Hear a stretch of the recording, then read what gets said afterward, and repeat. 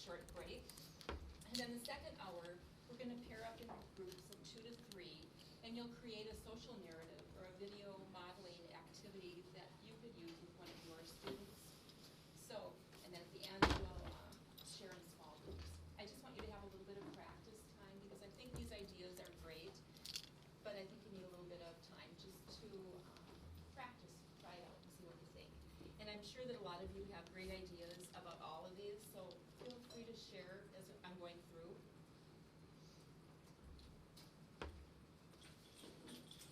So, a typical special education teacher's day. Whoa, whoa, whoa. What happened? I'm not very good with this, so bear with me. Our students have meltdowns, become frustrated or angry, yell, along with many other actions during the school day.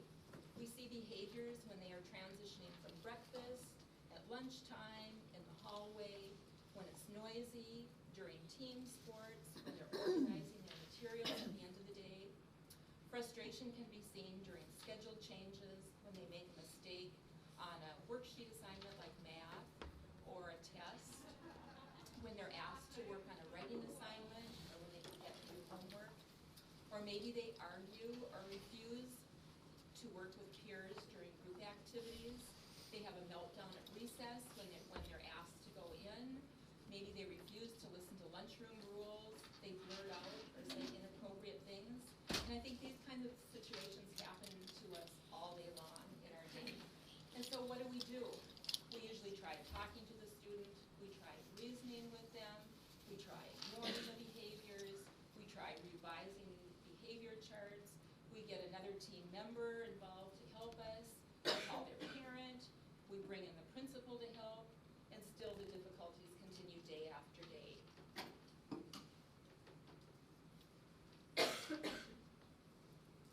So could this, whoa, I don't know, Alice, what I'm doing. There you go. So could this be you or your student? And if so, maybe there's an idea today that you will take with that you could try using. Maybe there's a visual intervention or a strategy like a social narrative or a video modeling technique that could help you or your student during these difficult times. And that's the whole purpose of today's presentation, is to try to think of something visual that you could make for your student to help them when there's a tough moment. So today, social narratives and video modeling, and these are really helpful intervention strategies to use with students that have autism or social communication deficits. They're probably good interventions to actually use with any student, but especially those kids that we have that are in special education.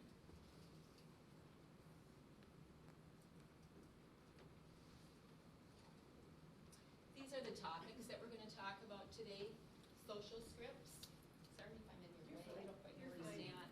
Social skills picture stories, social stories versus Carol Gray's social stories, power cards, comic strip conversations, and cartooning. And I don't know if anyone in the group wants to share if there's one of these strategies that you have found great success with, or if you want me to just continue talking.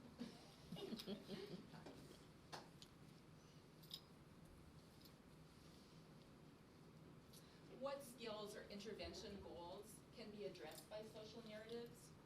Behavioral difficulties, teaching social skills, and promoting effective and appropriate communication. In more depth, social narratives can help when a student's having difficulty in a social situation, like if you have a student that's shouting or running or hitting. With transitions or new experiences, maybe there's been a schedule change, maybe at the high school level, or at the elementary level, maybe there's been a lyceum or a new activity has been added to their day. There might be a field trip or a lyceum planned. It can also be used as an intervention to reduce existing reoccurring behaviors like blurting, inappropriate use of words, or anger.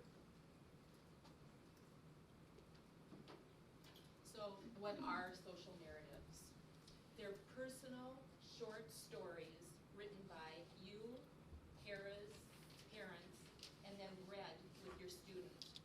It breaks complex situations into smaller steps with the use of visuals. And that's kind of the highlighted word, because that's the most important thing, is that we're adding visuals like pictures or photos or videos into our lesson to make sure that the child is not only hearing our words, but also having something visual to look at. And student or social narratives help students understand and interact in a more positive way in social situations, and helps them understand others' perspectives or viewpoints. And that's really what we're looking for.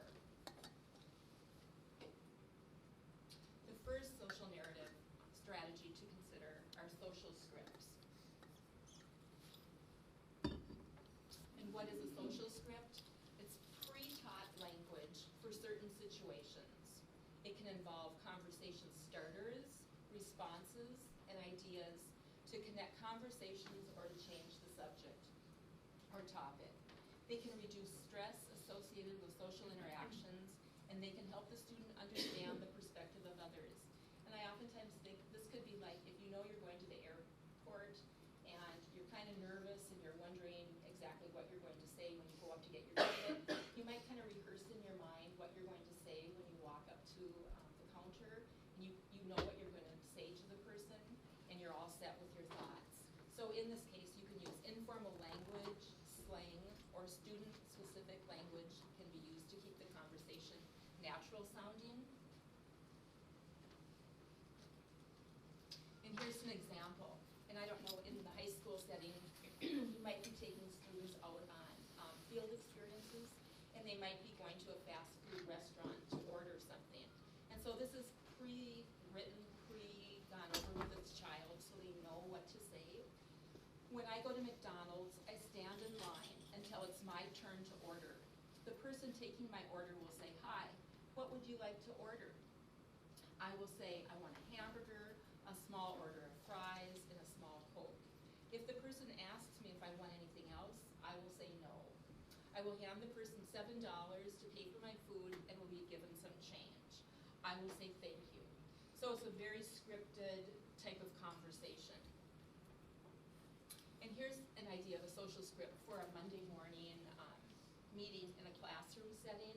If every week the teacher asks, "How was your weekend?" you could kind of predetermine a conversation with your student.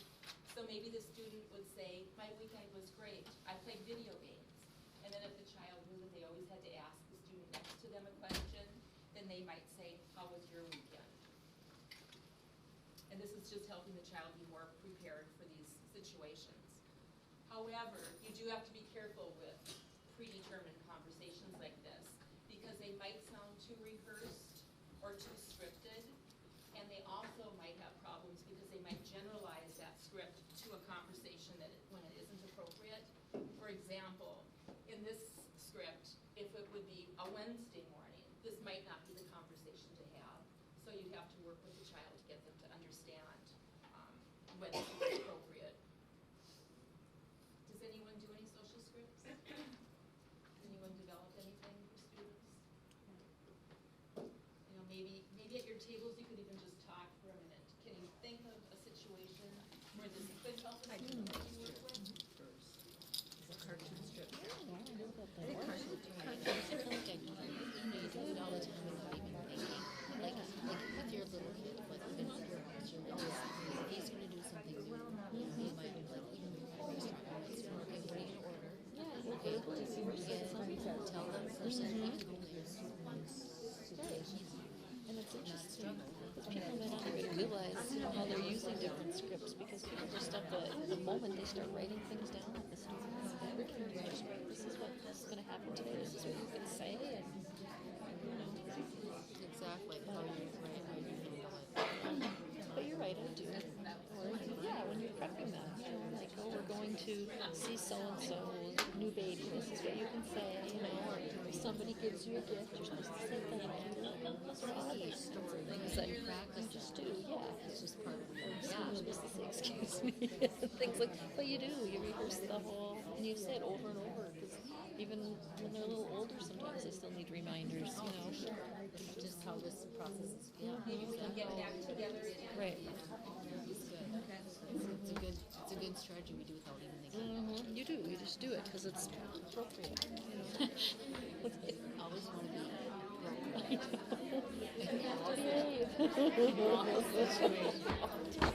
I might, and sometimes my kids will generalize it, sometimes not. Like, yeah, we'll be quiet in church, but we won't be quiet in the grocery stores. And it's like, hey, just be quiet. So I have to say absolutely everything. Okay, you have to be quiet in the store, in church. Yeah, no problem. So we just had an IEP for a student who comes to school at the end of the day because they've got some health concerns and they can't be part of the regular education class. And so sometimes he'll arrive and won't be very talkative. And so his teachers will ask, so how are you doing? Or say hi. And he'll just walk past them and put his stuff in his locker. And so we talked about, well, how do other people feel when they say hi and then nobody responds? And so we've worked on putting together some social scripts just so they can work on those communication skills in the social setting.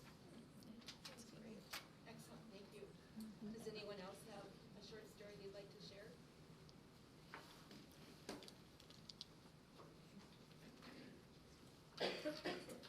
Another area that we're going to talk about are social skills picture stories. And I don't know if anyone has ever used this approach or not.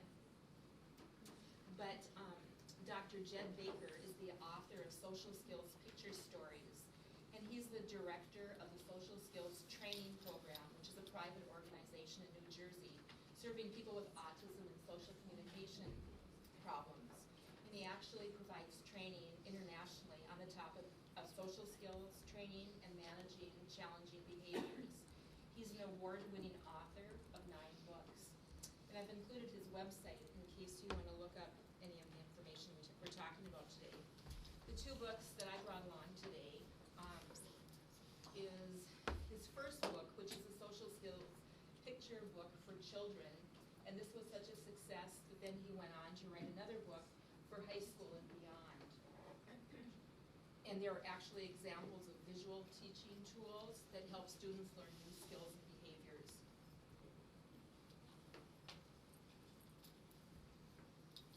Each social skill is created step by step, like a cartoon strip.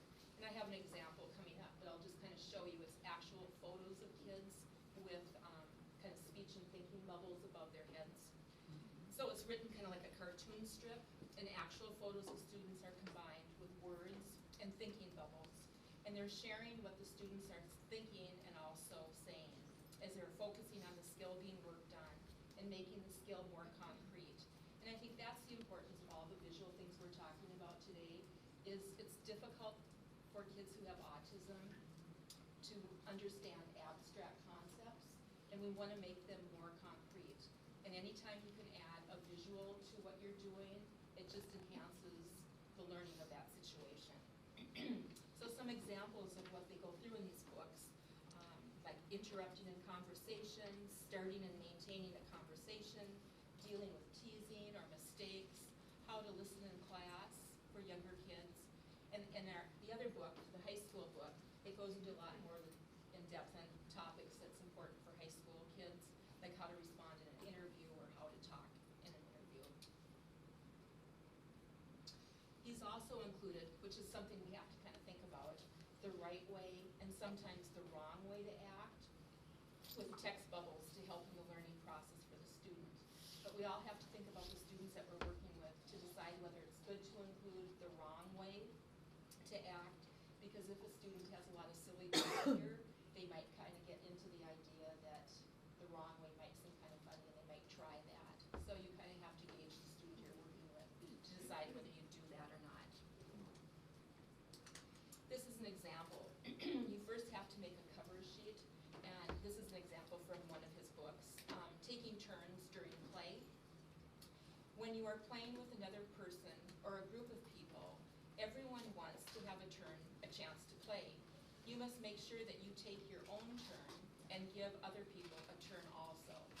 And then the highlighted sentences below are the areas that he's focusing on, and then each page in the book is about that topic.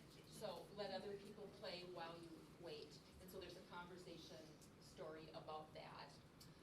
Think to yourself, if I wait, then I will get a turn. And again, there's actual photos taken with the speech and thinking bubbles about that thought.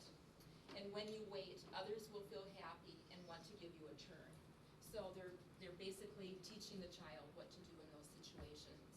And again, here's an example of what the pages look like. You can see there's a right way and a wrong way. It's kind of a novel thought. I don't know how many people think of teaching the wrong way in addition to the right way. But it's a strategy that could be helpful for some kids. And again, there's the thinking bubbles of the boys and what they're thinking of. And you're going through and helping the students understand those situations. And I've just included a couple other pages just so you can kind of see that there are actually photos of kids. In creating a social skills picture story, there are 4 stages that you go through. The first one is initial instruction, and that's like that initial cover sheet that I showed you with the skill steps. And then it's role-playing the skill and acting out each step. And that's really important to do the role-playing because you want the student to be actively involved in learning the skill. And then you're going to review the skill steps with corrective feedback. And that's where you come in because you're going to model the correct way for the student. And then the last step is generalization. And you're going to keep repeating the practice in appropriate situations by everyone that's working with the student. So it's not only you, but it could be the paras or classroom teacher or whoever else is with the student. And once the students are familiar with this teaching tool, then they can create their own stories by role-playing, posing for pictures, and writing captions. Before we go into the next area, I'm just wondering, has anyone ever tried this type of a technique with students that you've worked with? Ever heard of it? So again, it's just another strategy to consider. I think the nice part of that is that you're actually taking real photos of the child and they are role-playing. And I think anytime you can have a picture of them in a strategy, it really means more to them than someone that they don't know. Here's an evidence-based social narrative intervention, and it's social stories. And social stories are probably a little more common than the social skills picture book idea. And I don't know how many of you are really aware of this. I kind of had to think about it. But there are social stories, and then there's Carol Gray's social stories. And I don't know if many of you know the difference between the two, because we really do use the term social stories very freely. And it's kind of a buzzword right now that we use with kids that have autism. But there is a difference. And generic social stories refers to more of a text-supported picture material that presents information or scripting. These stories might not have a plot, and they might not have a narrative form. They might just be describing a situation or outlining the steps in a sequence or process. In some ways, they can almost be called like a social script, like what we were talking about before from James, what you were saying too. Generic stories may not follow the Carol Gray's criteria at all, but these stories and scripts can be a way of providing very valuable verbal and visual information and support for the student. So, again, when we think about those generic social stories, I think a lot of us make those up kind of spur of the moment, and they can be very helpful. One example is like Model Me Kids, and have any of you tried or listened to Model Me Kids with your students? Yes. Preschool, do you use Model Me Kids? No, don't do that. Because I know we have some of the videos, Yep. and I don't know how many we have, Alice. Quite a few, don't we? Yeah, they're checked out here and there, so if you ever want a list of all the titles, just let me know. I can send them or let you know if they're checked out or. And actually the topics are really kind of important right now. I mean, it can be kind of school conversation, it can be friendship, organization, job skills. There's some for lower elementary age kids and then upper high school age kids. It can be about bullying. And basically what it is it's demonstrating social skills by modeling peer behavior in natural environments. And they are good. They're just not really, they're more of a scripted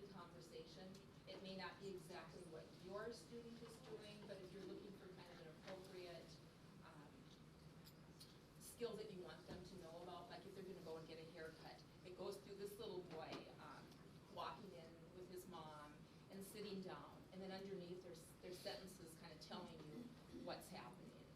And again, it's a good technique for kids if you want to show them what they might be going through, but it isn't specific to their life.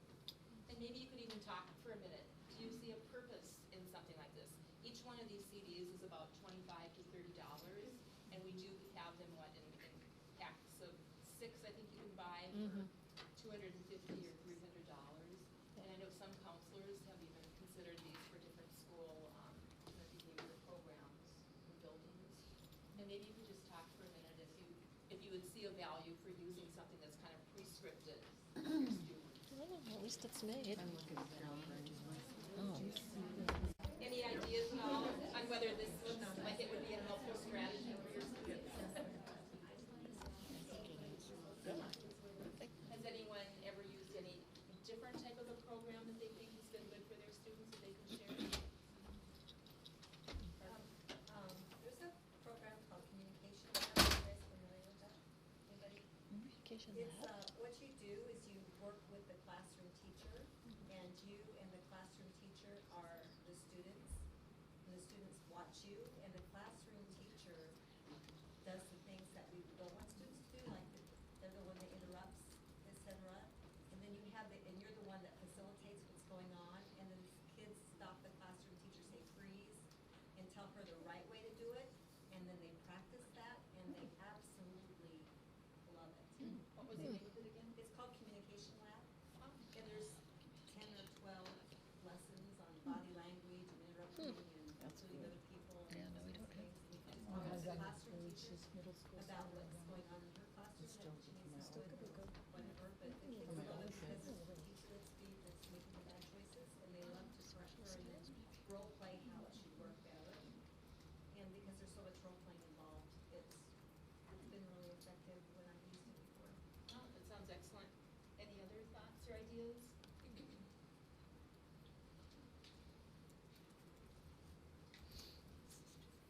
The other social stories is by Carol Gray. And has everyone in here heard of Carol Gray before? Because she's kind of really the person who started social stories. And she found that people on the autism spectrum often have difficulty interpreting social situations, and they need assistance to make sense of them. So one way to help them is through the use of a social story. And international autism expert Carol Gray pioneered social stories in 1991, and since then the idea has developed. Social stories has shown to be helpful for people with social and communication delays. It's actually, social stories with a little TM is actually a trademark term that she has created. It's recommended for specific instructions on creating effective social stories. But if you use her approach, it's a very specific strategy, and actually there's a 10.2 criteria that's research-based that you have to follow. And you must also answer 6 types of questions: who, what, when, where, why, and how. If you really want to know how to write one of her stories, her workshops are 2 days. So it's a very intense program. And if you want to be one of her people who teach her workshops, there is training involved. So it's very intense. Whether you follow her program or not, it's really helpful to look at how she sets up social stories, because they're meant to be very positive, and the stories aren't meant to be judgmental or strongly directive. They are meant to help the person with autism have a better understanding of the problem situation, and to have some idea of how to cope and manage within that situation. And this is kind of a progression of her books. That was her first social skills, her first social stories book, and then the new social story book was written in like 2000, and she just recently came out with a new one in 2015, which is her 15th anniversary edition, and she's included some new sections on preschool and young adults. And I do have one of the books with today, so if anyone wants to take a look at it, you can kind of see how she set them up. There's also a CD in the back if you want more examples. No. She says a book on common Sure. conversation. Yeah, you bet.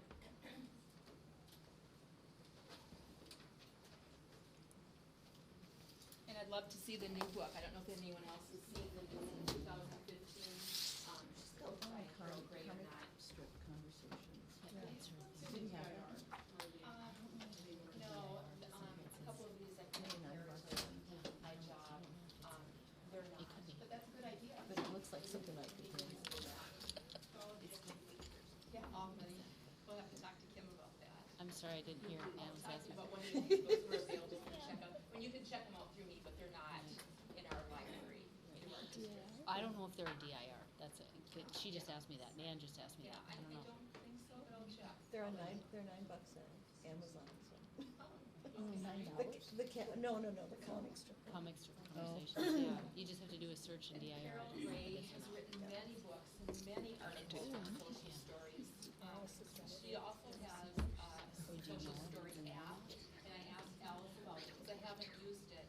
We do have it though, right, Alice? Yep. And it's $39.99, so it's not cheap, but, We do have it that. She's also a consultant to people with autism, and she's a speaker. I do believe that she's now semi-retired. She has an excellent website, and so if you go to carolgraysocialstories.com, you can find a lot of information about social stories. To know that. The goal of the social story is to share accurate social information in a meaningful way that is understood by the child. You're not trying to change the behavior. Instead, you're looking at the child and trying to improve their understanding of events and expectations because you want them to have a more effective response. And I don't need to go through all of this, but she has really specific guidelines on how to write a social story. And I think at this time, Amanda, I found a piece of work of Amanda's the other day. I was working with a group of teachers and students, and the mom brought up in the meeting that a wonderful social book had been written for her son back in elementary school. And she said, I liked it so much, it worked so well, that I'm Social gonna bring it to school so you can take a look at And it. skills, So that's she volume brought it, one. and then I realized that Amanda had made it for the the DVD. students. And I was just really impressed with how much work you Oh, it's a put into video. it. So I brought it today as a little surprise. And wondered if she'd share it with us. Oh, I'm supposed to share it? Yeah, well, can you just talk about it, just what you did, or even read one of your social stories, because I think they're so good. Okay. Just 3 video discs. Well, this was like 100 years ago. We just went to prom on Saturday. So, but he was a student with autism, pretty classic. Just a lot of needs, great kid. He was able to read, so I could use more words than I can now with a lot of my kids. But we kind of started when he was really pretty young, and then I had him for 6 years, so as he grew up, we just kind of added, and he loved them. I mean, he loved reading them, he loved it when we read them to him, he wanted it into a book. Every time we made a new social story, we sent one home because he wanted to read them at home in his room. And we always had one in my room, and then his classroom book, which looks like what this one was. But we did anything from learning to stay calm in class, learning to work alone, and then even like some kind of silly, like really specific things that you kind of have to nip in the bud when, right when they kind of become a problem. So for example, touching the overhead. That really is one of our social stories. And it's just about how it was kind of starting to become a problem in the classroom because every time his teacher would go up to the overhead, he would have to get out of his desk and he'd have to touch it, and then he'd have to sit, and then he'd have to do it again. And it was kind of this routine that was disruptive. So we wrote a social story. It says, there's an overhead in my classroom. My teacher uses it to write things for the class and do some math. It turns on and off with a big red button. When you turn it on, there's a bright light. Sometimes I turn the overhead on and off. Oh, that's what he would do. He would go up and turn it on and off. When I do this, I am not following directions. I am not supposed to touch the overhead. I am not supposed to turn it on and off. Next time I want to touch the overhead, I will stop. And this was kind of a pattern in a lot of ours. I will time I want to touch the overhead, I will stop. I know I am supposed to leave it alone, so I will not touch it anymore. I will leave the overhead alone so I can learn. So we never made it sound bad or like he was doing anything wrong, but we kind of explained what he was doing and what he was going to do now. That's different. Well, it was impressive enough that the mom brought it up, and he's 18 now. And she brought it up at his IEP meeting and said, I have a great social skills book I can bring and show you. He still has it in his room, I know, because I still see him. But even like, and every kid is different, but he like, this was huge for him, and I've had a few students over the years that really like social stories. But even like when they would go on an airplane, I wrote social stories for being in the airport and going on an airplane or being in a restaurant. So if mom and dad were having problems outside of school, these helped too. So Well, and it obviously made a big impact because mom knew right where it was and brought it to school. That was great. Thank you for sharing. And I had an example here of one of Carol Gray's social stories. But since Amanda just said one, I don't think I'm going to read this, but I did want to give you an example today. I don't know. I think we have time to listen to Carol Gray for a couple minutes. Social stories are an evidence-based strategy used with individuals with autism spectrum disorders. Parents and professionals develop the stories to address a wide variety of topics. There's a lot of confusion about what is and what is not a social story. Here we address the misconceptions by looking at the current definition of social stories and one of the most frequent mistakes made in developing them. The short definition of a social story states that a social story accurately describes a situation, skill, or concept according to 10 defining criteria. These criteria define the characteristics of every social story, as well as the process that is used to research, write, and implement it. The complete definition provides additional detail, stating that the criteria guide story development to ensure a patient and supportive quality, and a format, story voice, and relevant content that is descriptive, meaningful, and physically, socially, and emotionally safe for the intended audience. It is not easy to develop a social story. In my experience, most, if not all, mistakes can be traced back to failure to follow the social story definitions. For example, the term development in the definition represents the many processes that parents and professionals are required to follow with each story. Consider a case example. Drew is 10 years old and is having difficulty during lunch in the school cafeteria. His teacher thinks that a social story may help. Before writing, it's important for Drew's teacher to observe in the cafeteria, talk with others who work with Drew, and maybe even talk to Drew himself. Also his parents, and then most of all, consider the situation from Drew's point of view. This helps to identify an effective story topic and its focus. But sometimes the research that precedes every story reveals an alternate solution. In Drew's case, what if his teacher discovers that she is being bullied at lunch? In light of the problem, writing a story about eating lunch in the school cafeteria is irrelevant. What is needed is an intervention that will bring this bullying relationship to a close.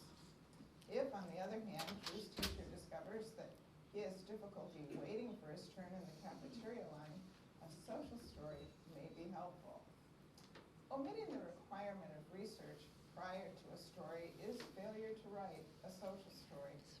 Story research is a requirement that helps parents and professionals identify solutions, including a story topic with the greatest likelihood of success. In other words, to know if Drew's story is a social story by definition, we need to know how it was developed, how it is written, and how it is presented to Drew. If you would like to learn more about how to research, write, and implement a social story,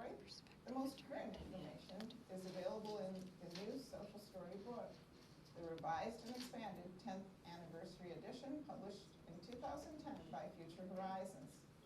There you will find a set of 10 tutorials that describe each criterion, including practice activities. It is available from the Gray Center bookstore and other distributors. I describe more about the book in another video on this website. I wish you the very best as you learn more about social stories, and I invite you to join all of us at the Gray Center in our effort to protect the quality and integrity of social stories. Thank you. And she has written a new book now, so this is a little bit of an old video, but it basically tells you about her belief.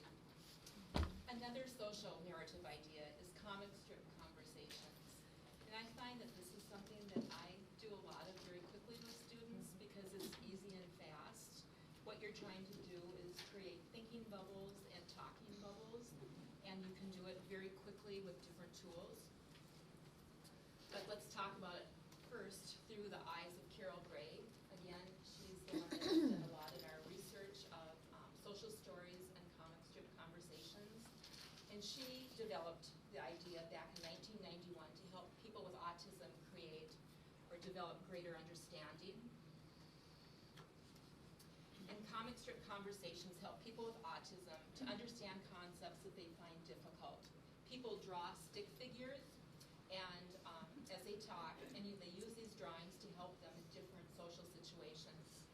More of the abstract parts of social communication, like feelings, intentions of others, are made more concrete and easier to understand through the use of a comic strip conversation.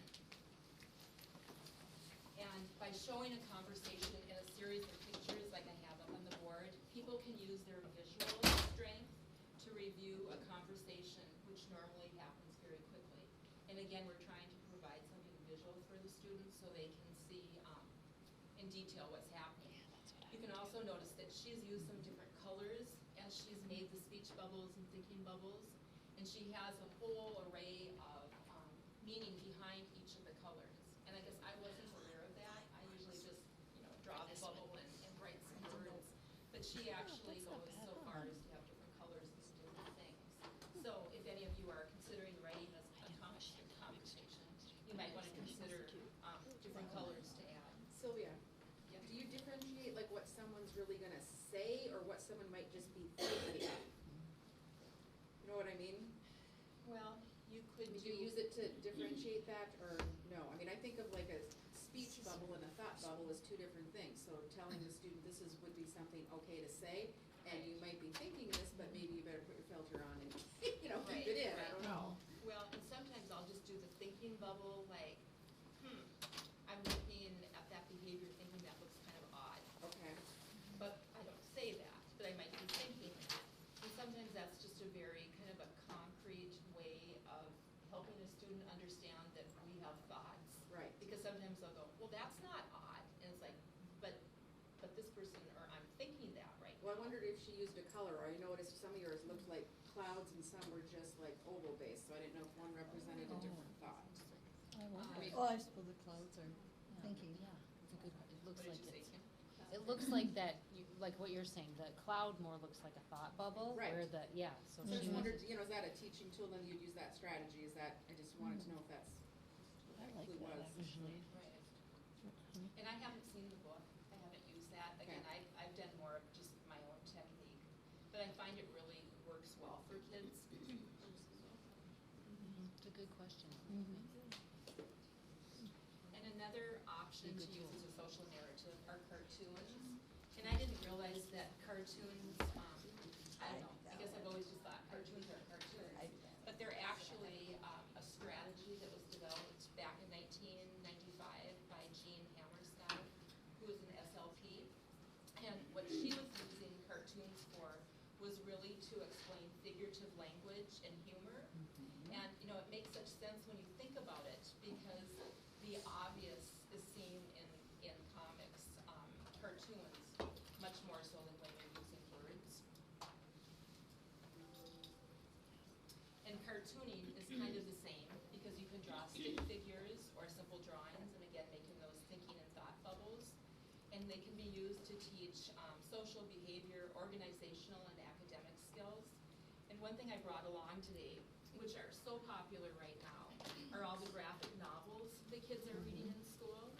And I think that, you know, again, you think of comics being around forever, but suddenly we've kind of taken this thought and we're using it in more of an academic way. And I just went into the Jefferson Library and I just checked out a few books to see what was available. And the shelves, they're just growing larger and larger all the time with these graphic novels. I mean, you think of the Boxcar Children, and you think, oh, you know, there used to be just a regular novel. Well, now there's the graphic novel. And for those kids that have a hard time understanding words, I mean, they really spell everything out with pictures, which is kind of interesting because our kids are checking these out and they're interested in them. It just, you know, what do illustrators do? So we're taking nonfiction ideas and again using them through comic strip kinds of things. I just brought a variety of books and I'll just pass around a couple of them so you can see that they really are important right now. I know Kim and I were having a discussion today that her son, who is a typical boy, loves to read the novels that are just the regular novels, but then in addition he goes and he checks out the graphic novels because he likes the pictures to look at. And I don't know, Kim, if you have anything more to share or Well, we just had a conversation about this and we were talking like the visual supports and our students who really struggle with comprehension. You know, they might be a really good reader, they can decode, you know, they may be a fluent reader, but they struggle with the comprehension piece. If that would just be an aid and maybe get them into reading more and trying to build some of those comprehension skills, you know, because kids with autism, that visual is so important to their understanding. And so even, I mean, this is a thought that developed, what was it, 1995, and suddenly it's kind of taken off. And so at one time it was more of just a strategy, and now it's being used frequently with students. Social, another social narrative are power cards, and I don't know if anyone has ever created a power card for students. Amanda, you shaking your head, is that something that you use? Do you continue to use that? Not as much anymore. Okay. It was hard. This is something very quick You use that can be storyboard developed. right? And what it I is use it's just a strategy that includes a student's special interest that can teach and reinforce academic, behavioral, organizational, and social skills. And what you do is you just write kind of a quick, brief scenario, and you also include a visual picture. And the visual cue, which is a reminder, is written in the first person from the perspective of the student's special interest. And it also provides solutions to address behavior and social concerns. And you make them in different sizes. You can make them like in a baseball card size, a business card, or like a bookmark. And what you do is you include a small picture and then 3 to 5 steps to address the difficult situation. And here are just a couple examples. There's a picture of Will Smith, and it just says Will Smith. And again, you want to choose the photo of who the child would be interested in.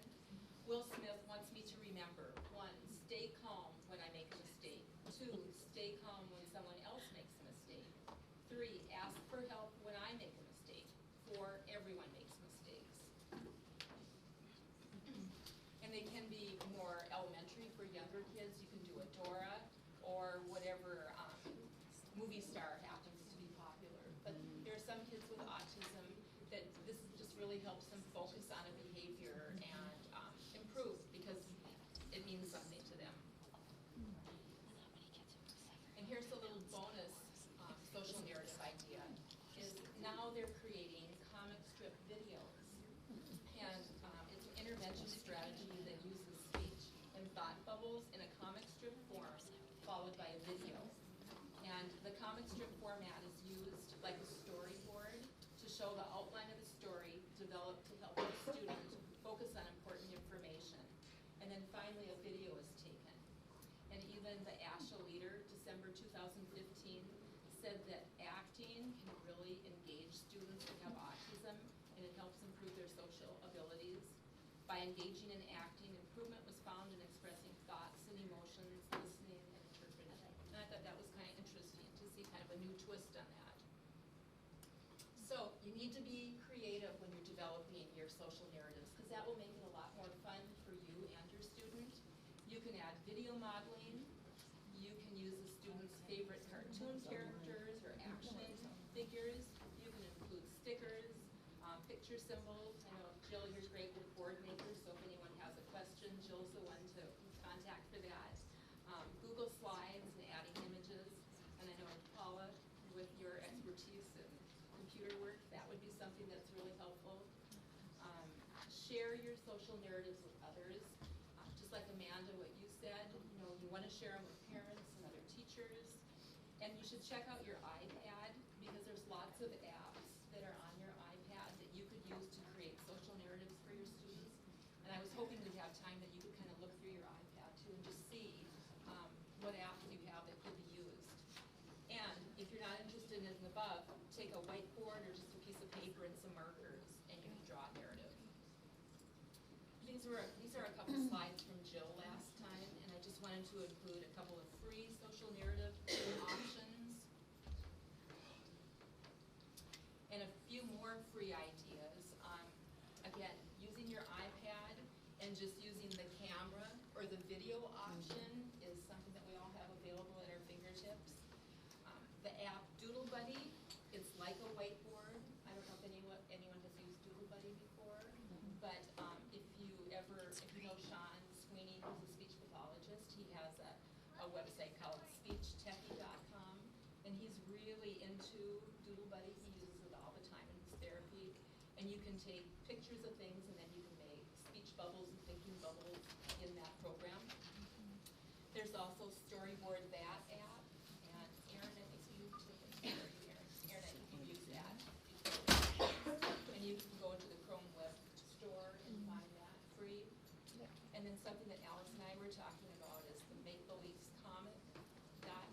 It's an app, and it's an educational comic strip developed by Bill Zimmerman.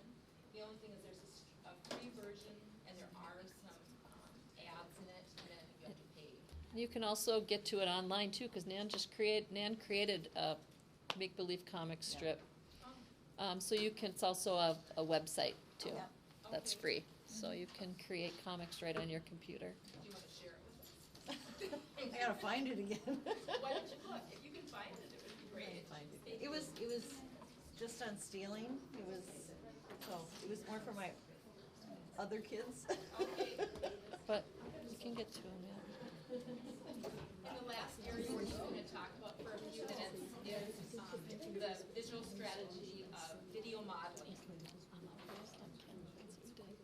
And video modeling is a visual teaching method where a student watches a video of someone modeling targeted behavior or skill, and then they imitate a positive behavior or skill watched.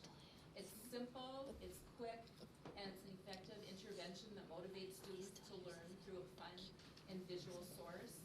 Recording and editing is fast. You can teach real-life positive social skills in a natural setting, and it's a great tool to hold the student's attention. Video modeling allows for repetition because you can review it as often as you want, and it helps in generalizing skills. It also helps with teaching perspective taking. And now with our iPads, with the option of taking videos, and it's really just right at our fingertips. If you're going to use video modeling as an intervention, there really are 8 steps that you go through. Quickly choose a behavior to target, choose the right equipment, collect baseline data, write a script, record or edit the video, show the video, collect data to monitor your progress, and fade the video as needed. So you can watch it as long as you need it, but then you can also fade it. There are 4 types of video modeling, so if you're really getting into the specifics of wanting it for an intervention, I think most of us just think there's one form of video modeling, and that's just taking out your iPad or your phone and videotaping something. But there are 4 different kinds. Basic video modeling, which is the most common kind. You're recording someone else besides the student engaging in an appropriate behavior or skill. Video self-modeling, which is the child, you're recording the student. And then point of view video modeling, the target behavior is recorded from the perspective of what the student will see when he or she video prompting, you're breaking the behavior into steps, and then you can go back and observe it step by step. There are some free apps too for making videos. I've included just a couple of them. With these, you can add your own photos, you can add videos, text, and audio. So, try some video, or try some social narratives of video modeling, interventions with your students, and I think you'll all go home happier at the end of the day. So, how about a break for 10 minutes or so, and then we'll get back together. It's pretty challenging. Parents will go with just about any type of intervention that you want to try if it can help the student. I haven't had anyone yet refuse it, but I'm sure there are parents out there that do not like having pictures of it. Well, and you know, think about how is this, like you mentioned to me, if you were having other students in it, everybody needs to have their parents saying that would be okay. I can't share enough that you have to be very cautious, because now if something happened, what would your answer be? How would you answer for that? No, do not do it. It just made me think of our language samples. We whip out our flip cameras and videotape our conversational language samples and transcribe them and then delete it. Is that a problem? Without consent? They gave consent for the language sample, but not a video. I didn't realize people were doing that. I myself would just write it. I think I'm faster that way, or just to online it, but I don't know if a lot of people are engaging in that behavior. But We videotape I don't ABMR. necessarily video it, but Yeah, would audio be fine, or like, Well- is there any specific distinction? I don't know that, James, because I'm not a lawyer. Just a speech pathologist by trade. I would say be cautious about how you're obtaining that, and have you let parents know that that's what you're going to do. You know, I mean, they have consent for the evaluation piece, but do they have consent that you've videotaped them? Because ABMR is videotape. But they probably have their own thing. That's not my deal. Yeah, you know? I'm just telling you, Right. sometimes the special ed kids are. But that would be their Yep. process, right? I mean, that's Yep. what I'm they've just- done. I don't know what their just consent telling is. you. But those are good questions all. I certainly can dig into this and see what the legalities would be of that, but I just am telling you, if you don't have consent. I think what I would do next time, now that you bring that up, James, I'm just gonna write, I think, on the assessment plan, when they give permission, they're gonna sign to give permission, I'm gonna say, videotape or audio tape language sample. Cause then you have, maybe that's the, That's a good point. but I will dig into that, and I can always send out a, Never So happened. what Would it be a difference though, doing it on your personal device versus a school device that, and hopefully you're not gonna send this on to anyone, on your own personal device, that's out there. more right, well, of rural, course, that would be, accessible. no, No, but I'm just saying that right, para but apparently So did. what if you Right, include right. it in the IEP? that you're gonna be doing ongoing videotaping? Well, it could be like for strategies. Well, can I dig into it a little bit legally? I can't say right now yes or no, but, cause I'm not a lawyer, but I will do a little research on that. Because it could be something that would come up in an Yep. IEP meeting that you might suggest as a strategy. All right, let's get on to our group activities. If you can team up with And maybe, yeah, two to maybe three there'd be people, some, so that's a good, and I that's a just good want you point. to work Because with it would be some above what we type generally of see. a social script or a social skills picture story, form. a social story, power card, comic strip conversation, a cartoon, or a video.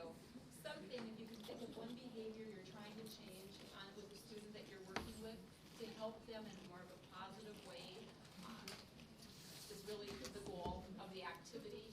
Just to be creative, if you look through your iPad for apps or the video modeling idea, checking out the video part, role playing, look on your computer to see maybe the Google Slides and looking for images.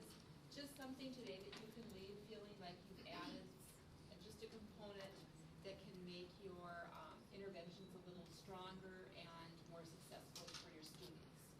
And then I thought if we would just, again, maybe take 15 minutes, and then if anyone, maybe first we could just share in smaller groups, and if anyone has a great idea they'd like to share with all,